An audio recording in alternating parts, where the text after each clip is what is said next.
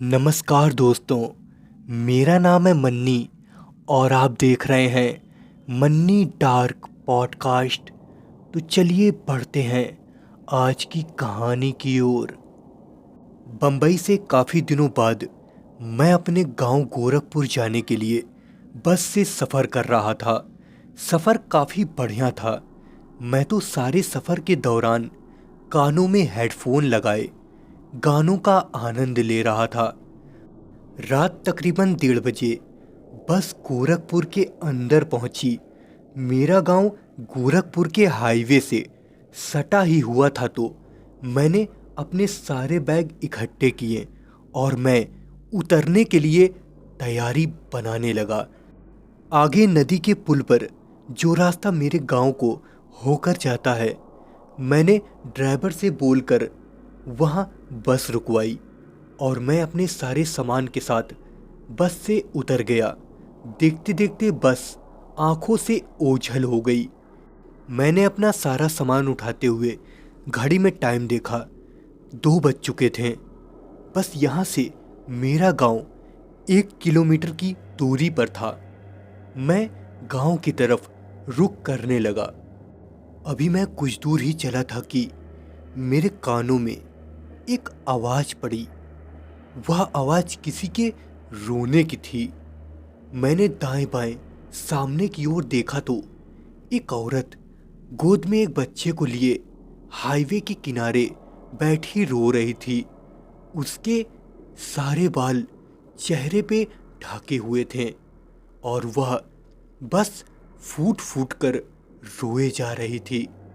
मैंने मन में सोचा कि इतनी रात भला एक औरत हाईवे पर क्या कर रही है। मैं इंसानियत के नाते उस औरत के पास गया और उससे पूछने लगा कि आखिरकार बात क्या है और वह क्यों रो रही है। उस औरत के सारे बाल खुले थे, जिसकी वजह से उसका चेहरा ढका हुआ था। उसका चेहरा साफ दिखाई नहीं दे रहा था। तो मैं उस औरत के और पास गया। मैंने उससे पूछा, अरे सुनिए, आप रो क्यों रही हैं और इतनी रात गए आप यहाँ कैसे? क्या तकलीफ़ है आपको? कोई परेशानी हो तो देखिए आप मुझे बता सकती हैं। माफ़ी चाहूँगा, मैं बस यहाँ से गुजर रहा था, अपने घर को जा रहा था तो मैंने आपको देखा। आप चाहें तो मुझे बता सकती हैं। वह औरत तुरंत अपने चेहरे से बालों को हटाते हुए रोते हुए बोली, मुझे भूख लगी है, वह मुझे मार देगा। मुझे भूख लगी है, वह मुझे मार देगा। यह शब्द वह औरत बार बार कहे जा रही थी। मुझे उस औरत और उसके बच्चे पर बहुत तरस आ रहा था। मैंने उस औरत से कहा कि यहाँ नज़दीक ही एक ढाबा है हाईवे पर, अगर आप चाहें तो चलकर वहाँ कुछ खा सकती हैं।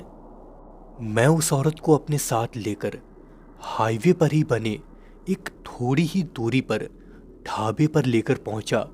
मैंने उस औरत को ढाबे की एक बेंच पर बैठने को कहा और खुद जाकर 2 प्लेट खाने का ऑर्डर दिया। मेरी इस बात पर ढाबे वाले ने जो मुझसे कहा, उसे सुनकर मेरी रूह कांप गई। अरे साहब, आप हैं अकेले, 2 प्लेट खाने का ऑर्डर दे रहे हैं, कोई आने वाला है क्या?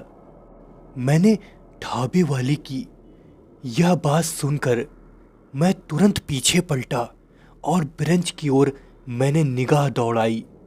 ब्रेंच पर तो कोई था ही नहीं। मैं तुरंत सड़क की ओर भागा और हाईवे पर दाएं बाएं देखने लगा, पर हाईवे पर तो बिल्कुल सन्नाटा बिखरा पड़ा था।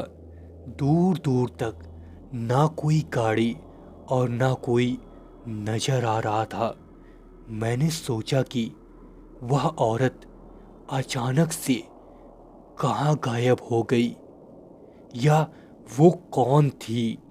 मैं डरा सहमा सड़क से वापस ढाबे के अंदर गया और मैंने कपकपाती हालत में ही उस ढाबे वाले को अभी तक हुए मेरे साथ सारे किस्से को मैंने ढाबे वाले को बताना शुरू किया। तो उस ढाबे वाले ने मुझको बताया कि लगभग 1 महीने पहले की बात है साहब।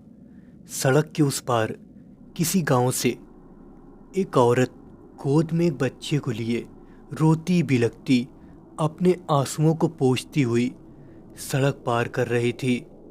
उसने अपनी ओर एक ट्रक को आते देखा तो उसने रोते हुए उस ट्रक के आगे छलांग लगा दी और उसकी मौके पर ही मौत हो गई। सुनने में आया था कि उसका पति रोज उसे बुरी तरह मारता पीटता था और उस दिन भी उसने उसको बुरी तरह मारा पीटा था और उस दिन तो उसने उसको घर से ही निकाल दिया था बच्चे के साथ। तो शायद उसी वजह से उस औरत ने आत्महत्या कर ली और वह औरत रात बिरात आने जाने वालों को नजर आती है, जैसा कि आपने उस औरत को देखा था। मैं उस ढाबे वाले की सारी बातें सुनकर अब डरा सहमा कम मन में मेरे दुख बेहद ज़्यादा था। मैं मन में सोचने लगा कि लोग जब औरतों की इज्जत ही नहीं करना जानते हैं तो लोग शादी ही क्यों करते हैं। अपने घर लाकर उन्हें बात बात पर बेहद बुरी तरह मारते हैं और अंत में औरतों को अपनी जान गंवानी पड़ती है। मैं मन में बेहद दुखी होकर अपने गांव की ओर वापस से बढ़ने लगा। यह कहानी आपको अच्छी लगी हो तो इसे लाइक, कमेंट, शेयर और चैनल को सब्सक्राइब करना बिल्कुल ना भूलें। मिलते हैं नई कहानी में, तब तक के लिए नमस्कार।